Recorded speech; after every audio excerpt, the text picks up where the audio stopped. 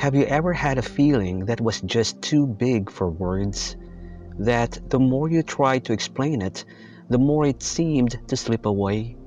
What if the most powerful way to connect with someone else or even with yourself isn't to speak, but to simply be quiet together?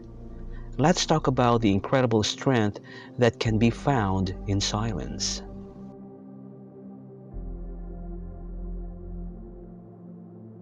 The verse opens with an incredibly powerful and negative metaphor. Words like violence break the silence. Right away, this sets up the song's core conflict. For most people, words are how we connect, but for the speaker, they are an instrument of harm. He's not talking about angry shouts or arguments. He's describing communication itself as a brutal, invasive force. The word violence suggests something that causes pain, damage, and trauma, implying that every conversation or attempt at dialogue feels like an attack on his very being. This invasion is made even more personal and visceral with the next line. Come crashing in into my little world. His little world is his inner sanctum, his mind, his peace, his private emotional space. It's a fragile place, and words don't gently enter, they come crashing in, like a wrecking ball or an uninvited guest breaking down the door. This creates a strong sense of violation.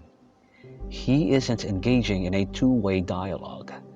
He is being assaulted by the mere presence of words, highlighting a deep desire for solitude and quiet.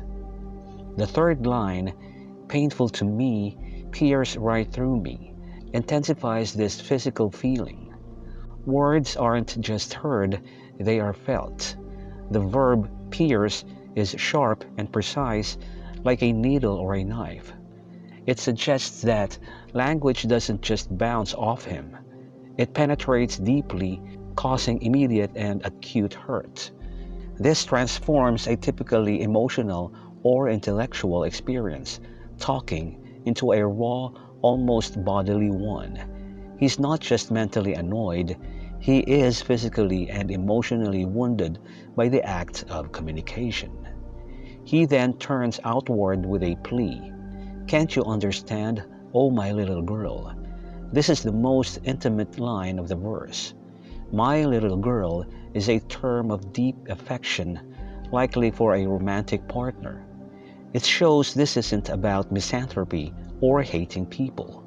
It's a specific, painful failure to connect with someone he loves. His cry, can't you understand, is layered with frustration and sadness. He's desperately trying to make her see that his need for silence isn't a rejection of her, but a necessary protection for himself.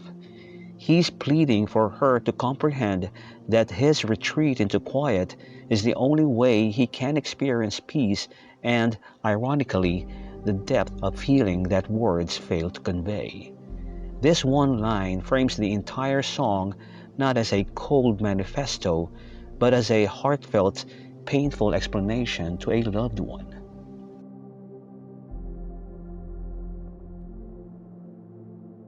The chorus hits with a powerful and seemingly simple declaration.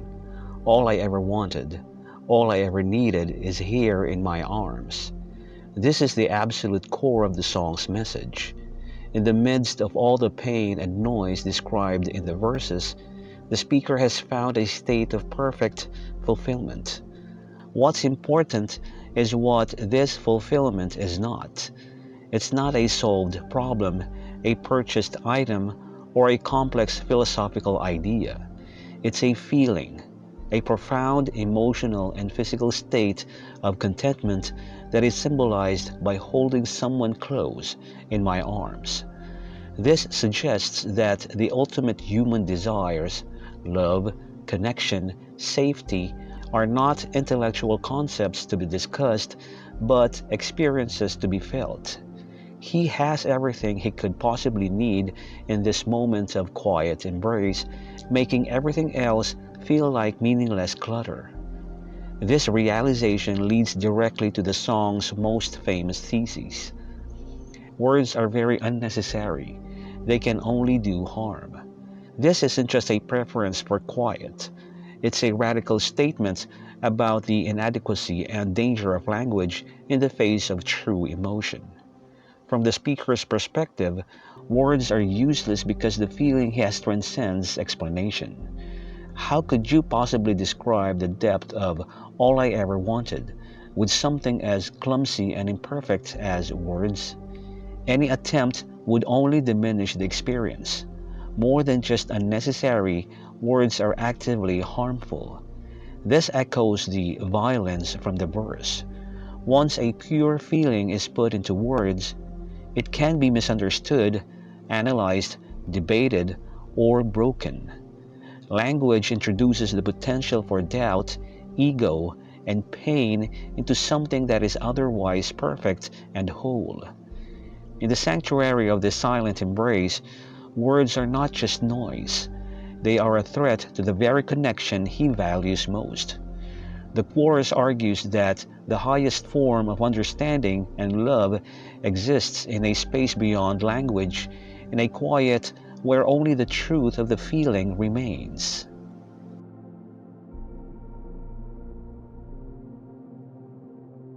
The second verse builds on the ideas of the first, but pushes them into even more cynical and philosophical territory. It starts by taking something society holds as sacred and utterly dismantling it. Vows are spoken to be broken. This line immediately establishes a deep distrust of promises and the words used to formalize feelings. A vow is meant to be the strongest, most permanent use of language, a verbal contract of the heart. By stating they are spoken to be broken, the speaker argues that the very nature of making a vow contains the seed of its own failure. It's a setup for disappointment, highlighting the inherent weakness and emptiness of words when stacked against the unpredictable nature of time and human emotion. This isn't just about words being painful, it's about them being fundamentally unreliable. This thought is then broken down into a stark, contrasting equation. Feelings are intense, words are trivial. This is the core argument of the entire song. It places the raw, overwhelming power of genuine emotion, intense, in direct opposition to language, trivial. Words are dismissed as small, insignificant, and utterly inadequate to capture the magnitude of what one feels. They are cheap currency trying to buy a priceless experience. This sets up a hierarchy where internal experience is king and verbal expression is a feeble, almost pointless attempt to describe it. The next line, pleasures remain, so does the pain, introduces a note of sobering realism. It acknowledges that this silent, wordless connection he cherishes isn't a perfect, pain-free paradise. The complexities of life and love, both the highs, pleasures, and the lows, pain, persist. However, the key idea is that these states are endured or experienced directly, not solved or accurately conveyed through talking. The pain is real feeling, just like the pleasure, and both are more authentic than any word used to describe them. He concludes by driving the final nail into the coffin for language. Words are meaningless and forgettable. This takes the criticism a step further than just being unnecessary or harmful.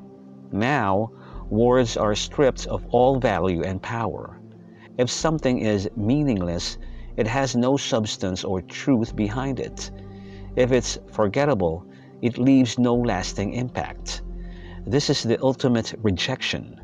Words are not only bad, they are irrelevant and insignificant noise that fade away while the silent, intense feelings they try to name are what truly define our existence. This verse solidifies the song's philosophy that the most important things in life happen in the quiet spaces between the words.